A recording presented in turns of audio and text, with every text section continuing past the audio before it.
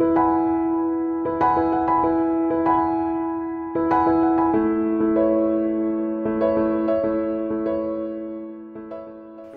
hello there, my name is Mangrove Jane, and this video continues my video journal series of what is happening and what I have been doing in both my first and my second life in my weeks as my studies come to an end. It's a series where I discuss the things I've been thinking about and writing about, as well as the journey of my visual adventures.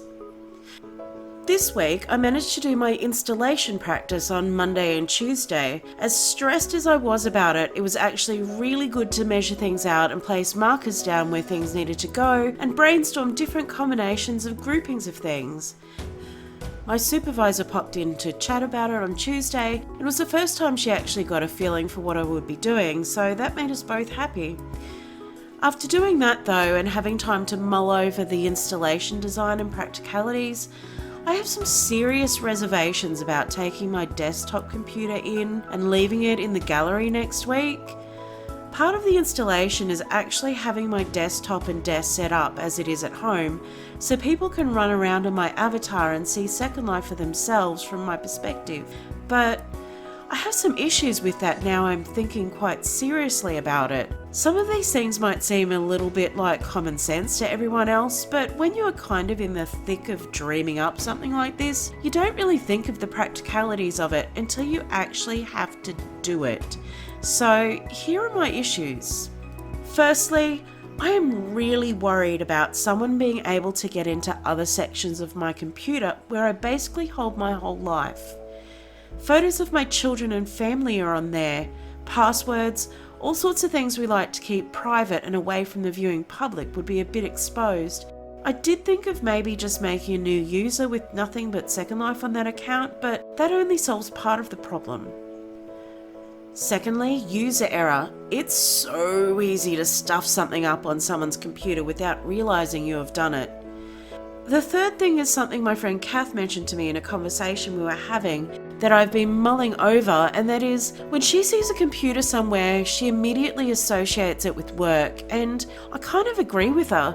We all know the difficulties with Second Life. It's not intuitive, it's difficult to get a handle on, it's frustrating until you get used to it, and it takes a while to actually get used to it, especially for people not used to moving around in online worlds or game environments. So yeah, it does kind of feel a bit like work, and it might be a bit off-putting.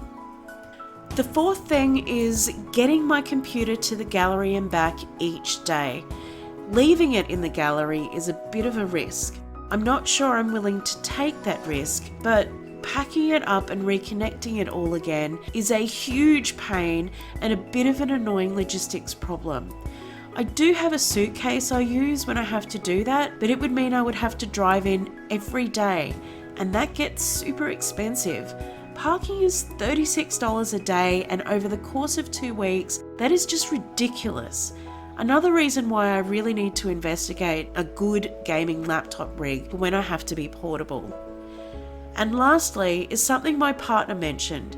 If I'm not supervising and keeping a close eye on my computer all the time, how can I guarantee that people won't use it to download porn or inadvertently download a virus?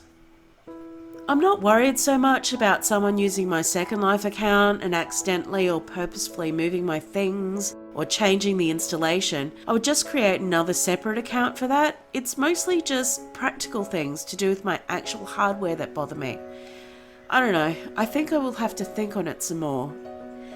Shari suggested to me that I think more about scale and scaling things up, and I really liked the idea of doing a fly-through of the installation and scaling it up with a projector, making it overwhelmingly large and immersive. I really liked the effect I got when I played with the keystoning of the projected image on the wall. Keystoning is when you project an image on the wall, unless you get the projector at a right angle to the wall you are projecting on, you get some funky perspective distortions with the images. If you have the projector on the floor and angle it up, the top of the image is wider than the bottom of the image, so you get the impression that the image is kind of looming over you, and I liked that. The world of Second Life itself is so big and overwhelming. I'd like to make people feel that way when they watch the video. I don't know, we'll see how it goes. I think I will play with that a bit next week when I'm actually in the gallery itself. As for being in Second Life, I'm actually feeling a bit out of the loop. I haven't managed to log in nearly enough, catch up on the Second Life YouTube community, or even check out the blogosphere. It's a problem, but it's one I kind of can't remedy until after the first week of the gallery, as most of my time is taken just thinking and practicing and stressing about that.